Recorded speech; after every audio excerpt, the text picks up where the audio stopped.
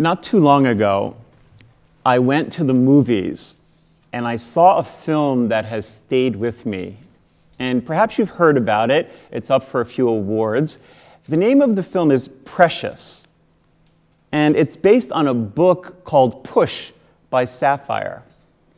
And it's interesting to me, the name Precious for this movie, because the title refers to the girl in the movie, the main girl, who's an overweight African-American girl in Harlem who's living in an abusive household with an abusive mother, with a father who has raped her and impregnated her with 2 children, which she has.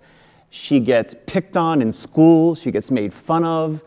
She has an awful existence, and yet she's named Precious, a very counterintuitive name for someone in her situation, because there seems little or nothing precious about her. When I read the gospel for this first Sunday of Lent, I thought of this movie. And I think now, only now, do I know why. It's important to remember how this gospel of the temptation in the desert begins and what precedes Jesus going into the desert. It's the baptism. It says right in the first line, he's come from the Jordan. And what happens at the Jordan, at the baptism of Jesus, is he learns who he is. Remember the words from the heavens. You are my beloved one. You are my beloved. That's the word from the water that Jesus hears. And then he is led into the desert to be tempted by the devil. The only way he's able to resist the temptation in the desert by the devil, is because he's heard the word beloved. He knows who he is. He's steeped in the love of the Father. And so when the devil presents all the temptations to power, to prestige, to possessions, Jesus resists it because he knows his fulfillment is not going to be found there. He's heard the word beloved and knows it's found there.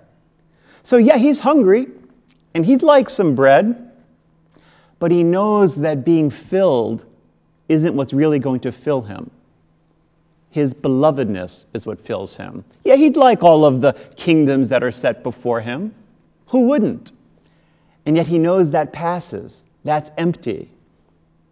He'd like to accept the prestige of, hey, I'm Son of God. I can jump off the top of this temple, the parapet, and I'll be safe. And yet he knows that safety doesn't necessarily go along with what God has in store for him.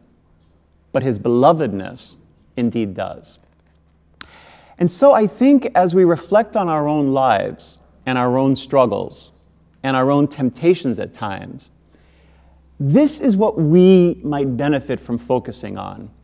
Because so many of us don't feel beloved. And so when we're not rooted in that kind of love, the love of God, the love of other people, we tend to try to fill ourselves up in other ways. We think maybe power, prestige, or possessions can really fill us, when what we're really aching for is love, is feeling wanted, is feeling taken care of, feeling appreciated, feeling as though we matter. Jesus gives us the example of how to really find meaning today by remembering the word of the water. To go back to the movie Precious, you begin to see through the fantasies that Precious has in the movie that deep down in her, there is a sense of being beloved by someone.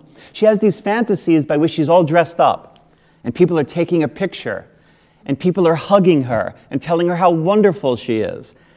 And suddenly the fact that she's overweight, the fact that she's poor, the fact that she's been abused doesn't seem to matter anymore, because she's reached someplace inside of her that she escapes to that goes deeper than all of the abuse around her can possibly take away.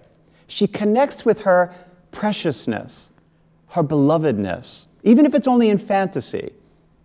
And that's what gives her the strength at the end of the movie to walk away from the abuse, to take her kids, go out on her own and begin a new path. She resists the temptation to hear the word loser, no good, ugly, fat. She hears another voice. So today, I think of that girl in that movie.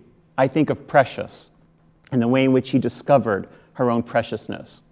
I think of the word of the water, beloved, and how sometimes we struggle to get there, to really feel it and to live it. And so when we're tempted by all the other things that we think are going to fill us, remember at our baptism, that same word was spoken. Precious, beloved, loved son and daughter of God. If we're steeped in that, no temptation is going to overtake us.